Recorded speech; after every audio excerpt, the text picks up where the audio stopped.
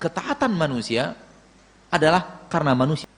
Dengan pendapat ini, ahlu sunnati wal jamaah, kita menjauhkan Allah dari sifat yang dia pilih, dia serahkan kepada takdir.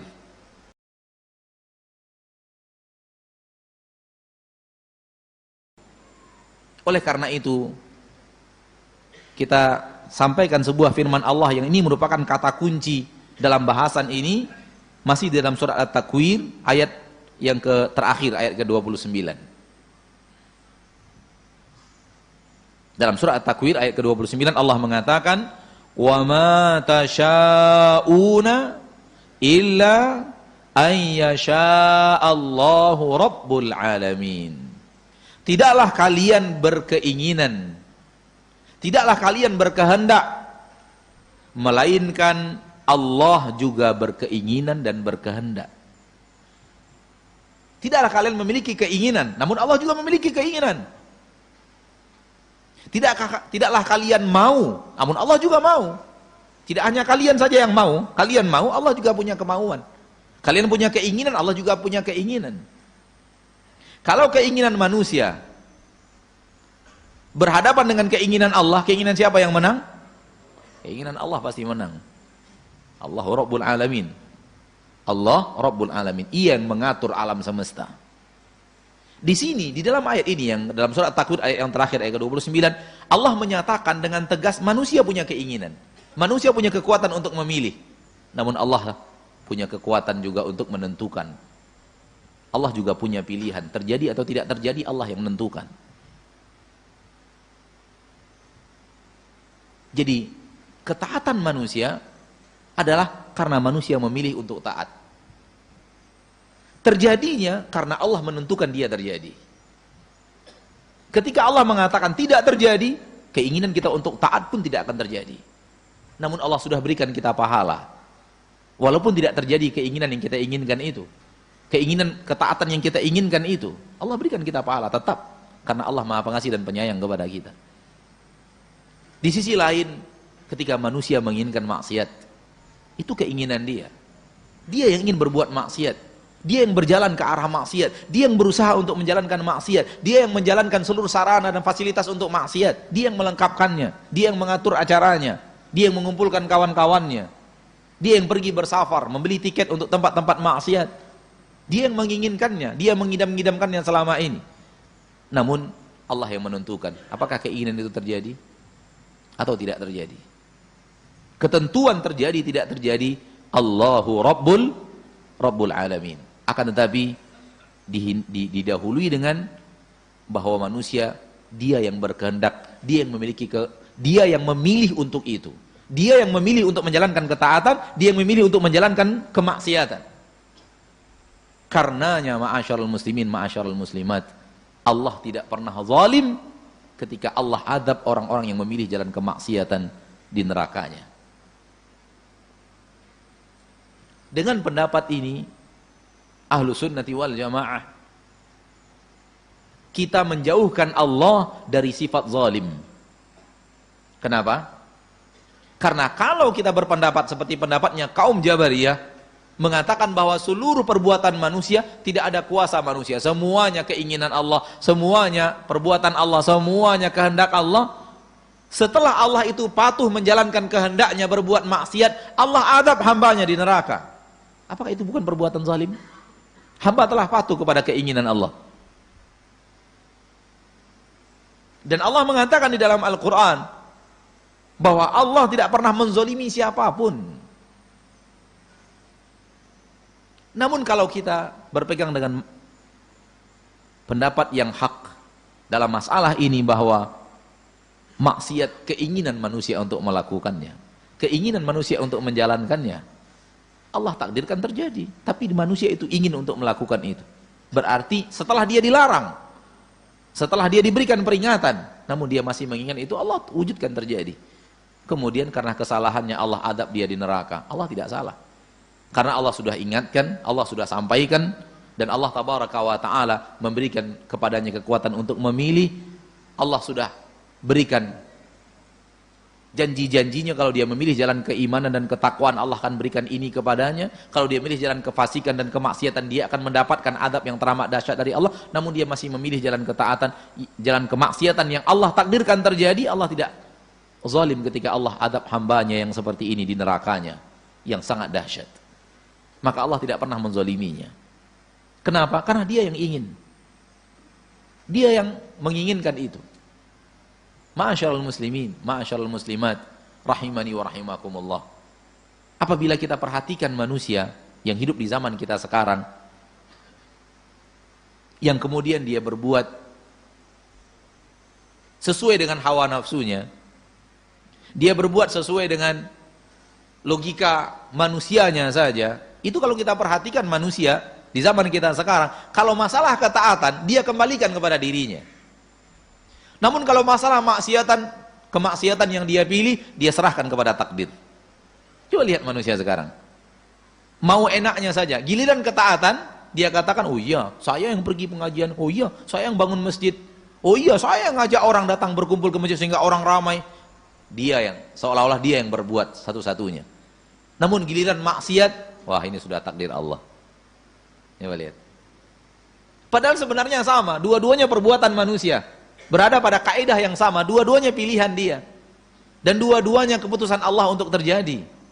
Namun, sering sekali manusia kalau dibiarkan memilih, dibiarkan berpendapat, ketika giliran enak dia terima agama Allah, giliran tidak enak dia salahkan Allah dalam takdirnya. Lihat orang-orang yang berbuat maksiat, dinasihati, kenapa anda berjalan di atas kemaksiatan ini? Kenapa tidak juga berubah? Kata, ini sudah takdir Allah. Giliran maksiat, dia serahkan kepada takdir Allah. Dan tidak ada orang yang membangun masjid, menghabiskan dananya untuk membangun masjid, menghabiskan dananya untuk membangun asrama yatim piatu, kemudian pesantren dan yang lainnya. Ditanya orang, kenapa anda hambur-hamburkan uang anda untuk membangun masjid semegah ini? Nggak ada yang menjawab, ini sudah takdir Allah, nggak ada yang jawab. Oh iya, saya maunya begini, saya begini. Alhamdulillah saya berkeinginan, oh saya. Coba lihat. Penyandaran amalan manusia kepada takdir, itu hanya dalam bab maksiat. Terlepas dari semua itu, ma'asyarul muslimin, ma'asyarul muslimat. Bahasan kita pada kesempatan kali ini bahwa Allah memberikan kepada kita kekuatan untuk memilih. Jalan hidup kita yang akan kita tempuh di permukaan bumi, Allah memberikan kekuatan kita untuk memilih. Apakah yang akan kita pilih jalan yang diridhoi dan dicintai oleh Allah, ataukah kita akan memilih jalan yang dibenci dan dimurkai oleh Allah, dan Allah memberikan kekuatan kita untuk memilih. Mari dengannya kita gunakan kekuatan itu untuk memilih jalan yang akan membuat kita sampai kepada ridho Allah, sampai kepada surga Allah subhanahu wa ta'ala. Dan jangan katakan tidak bisa. Tak ada kata tidak bisa. Seluruh yang diperintahkan Allah, seluruh yang disyariatkan Allah, Allah sudah ukur, manusia bisa menjalankannya. Manusia mampu untuk menjalankan itu. Ada yang mengatakan nggak bisa saya untuk melakukan itu. Nggak mungkin. Allah sudah mengatakan, la yukallifullahu nafsan illa wus'aha. Allah tidak akan pernah membebankan kepada manusia kecuali sesuai dengan kemampuan manusia itu. Tak ada kata tidak bisa. Yang ada tidak mau. Yang ada apa? Tidak mau, bukan tidak bisa. Karena apapun yang Allah perintahkan kepada manusia, itu sudah Allah takar sesuai dengan kemampuan manusia itu. Maka orang-orang yang saleh melakukan kesolehan karena mereka memilih jalan kesolehan yang kemudian ditakdirkan Allah dan Allah berkehendak untuk terjadi. Dan orang-orang yang berjalan dan memilih kemaksiatan, memang dia yang ingin berbuat maksiat, dia yang ingin menikmati maksiat itu, dan Allah mentakdirkannya untuk terjadi. Dan ketika Allah azab dia karena pilihannya, padahal Allah sudah larang dan Allah sudah terangkan sebelumnya, maka Allah tidak zalim ketika kemudian menghukum hamba itu dengan hukuman-hukuman yang telah Allah ancamkan kepadanya sebelum dia mendapatkan hukuman itu. Akan tetapi ingat bahwa pilihan kita hanya Allah yang menentukan apakah dia akan terjadi atau tidak akan terjadi. Kalau seandainya Allah takdirkan terjadi, maka kita diberikan oleh Allah tabaraka wa taala pahala yang minimal 10 kali lipat. Namun seandainya Allah takdirkan tidak terjadi, Allah berikan 1 pahala. Berbeda dengan maksiat. Maksiat kalau kita inginkan kemudian terjadi hanya satu maksiat. Satu dosa untuk satu maksiat. Namun kalau kemudian kita jauhi dan tidak jadi kita lakukan, kita tinggalkan maksiat itu, Allah berikan kepada kita pahala. Subhanallah. Dengan ini Allah tabaraka wa ta'ala menyayangi kita. Maksiat kalau tidak terjadi, Allah berikan kita pahala. Kalau kita tinggalkan. Kalau terjadi, Allah berikan satu dosa untuk satu maksiat. Sementara pahala, ketaatan, kalau tidak terjadi, Allah berikan kita pahala. Satu pahala, satu ketaatan. Kalau terjadi, minimal 10 ketaatan. 10 kali lipat. Sehingga dengannya mudah-mudahan orang-orang yang selalu memilih jalan ketaatan dalam kehidupannya, dengan mudah dia bisa sampai kepada ridho Allah. Dan semoga Allah tabaraka wa ta'ala menjadikan kita orang yang selalu memilih jalan ketaatan. Dan kalau toh pun terjerumus ke dalam jalan kemaksiatan, terjerumus yang sifatnya tidaklah sifat yang berketerusan, berkontinu di dalam maksiat. Karena bagaimanapun manusia tidak akan pernah lepas daripada terkadang-kadang dia jatuh ke dalam kesalahan dan kekhilafan. Ma'asyiral muslimin, ma'asyiral muslimat, intinya amalan yang kita pilih terbagi 4. Pertama, ketaatan yang Allah takdirkan terjadi. Kedua, ketaatan yang tidak Allah takdirkan terjadi. Yang ketiga, kemaksiatan yang kita pilih yang Allah takdirkan terjadi. Dan keempat, kemaksiatan yang kita inginkan terjadi namun Allah tidak inginkan untuk terjadi. Ini dia 4 kehidupan kita. Keempat-empatnya kembali kepada pilihan manusia, namun keempat-empatnya kembali kepada keinginan Allah terjadi atau tidak terjadi. Semoga kita memperbanyak keinginan kita untuk selalu menjalankan keibadah dan ketaatan kepada Allah Subhanahu wa ta'ala. Pilihlah jalan ketaatan, karena sesungguhnya di jalan ketaatan itulah seluruh yang kita inginkan dalam kebahagiaan hidup di dunia, dalam kehidupan akhirat. Dan orang-orang yang telah melakukan kemaksiatan kepada Allah, jangan salahkan Allah. Jangan salahkan Allah dalam maksiat yang Anda lakukan. Dengan menyandarkannya kepada takdir, Anda menyalahkan Allah. Jangan salahkan Allah, itu pilihan Anda. Kenapa Allah yang disalahkan? Ini sering kali diingatkan oleh para ulama, bahwa orang-orang yang melakukan maksiat kemudian menyatakan ini takdir Allah, dia menyalahkan Allah. Dan ini perbuatan iblis laknatullahi alaih. Iblis mengatakan kepada Allah, ketika Allah tabaraka wa ta'ala kutuk dia, ketika Allah laknat dia, iblis mengatakan fabima aghwaytani.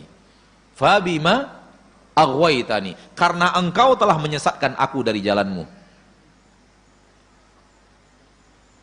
La'aq'udanna lahum siratakal mustaqim, karena engkau telah sesatkan aku dari jalanmu yang lurus, maka aku akan sesatkan juga anak cucu Adam ini dari jalan yang lurus. Ia salahkan Allah, dia yang sesat, dia katakan karena engkau telah menyesatkan aku. Oleh karena itu Imam Ibnul Qayyim mengatakan, siapapun yang beramal maksiat lalu kemudian dia katakan ini takdir Allah, ini murid daripada iblis. Ini apa? Murid daripada iblis. Iblis jadi gurunya dalam hal ini. Karena iblis yang pertama kali melakukan itu kepada Allah tabaraka wa ta'ala. Yang kita baca di dalam ayat Allah, dia berbuat maksiat, dia memilih jalan ketidakpatuhan, dia tidak mau sujud, dan ketika Allah perintahkan sujud kepada Nabi Adam, kemudian ketika Allah murka kepadanya, justru Allah yang disalahkan oleh dia. Qala fabima aghwaytani, karena engkau telah sesatkan aku dari jalanmu yang lurus, la'aq'udanna lahum siratakal mustaqim. Aku akan menyesatkan jalan yang lurus dari Adam dan keturunannya. Maka sadari bahwa kalau kita yang salah, memang kita yang salah. Kita mohon ampun kepada Allah, dan Allah tabaraka wa ta'ala maha pengampun. Sebanyak apapun dosa dan kesalahan kita, pasti semuanya diampuni oleh Allah, dengan syarat serius. Allah memberikan kepada kita pintu maaf yang terbuka luas. Namun jangan salahkan Allah di dalam pilihan kita telah berbuat maksiat. Dan di dalam menjalankan ketaatan kepada Allah tabaraka wa ta'ala, jangan juga terlalu menyandarkan ini kepada kemauan kita, kepada pilihan kita. Kita bisa sombong menjadi orang-orang yang taat dan sombong dengan ketaatan, itu juga tidak boleh. Karena ketaatan yang kita lakukan kemudian terwujud karena Allah telah memudahkannya untuk terwujud.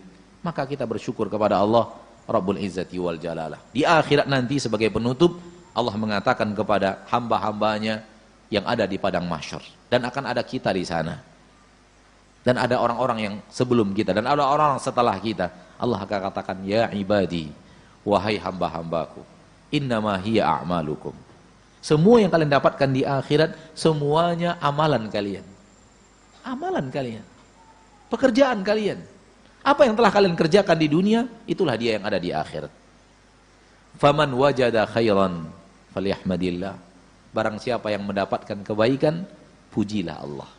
Karena Allah telah memudahkan. Dan Allah tabaraka wa ta'ala telah memberikan kepadanya takdir untuk dia berjalan di atas jalan yang lurus itu. Dimudahkan oleh Allah terwujudnya ketaatan demi ketaatan yang dia lakukan. Falyahmadillah. Hendaklah dia memuja dan memuji Allah. Bukan dikembalikan kepada dirinya dan kepongahan dirinya dan kesombongan dirinya yang telah berbuat ketaatan dan menjalani hidup di atas ketaatan. Falyahmadillah. Allah suruh puji dan puja Allah. Wa man wajada ghaira dalik, namun yang tidak menemukan kebaikan, yang dia dapatkan selain kebaikan, yaitu keburukan, fala yalumanna illa nafsah. Jangan dia salahkan, jangan dia marah, jangan dia cela kecuali dirinya sendiri. Karena itu pilihan dia. Ma'asyiral muslimin, ma'asyiral muslimat,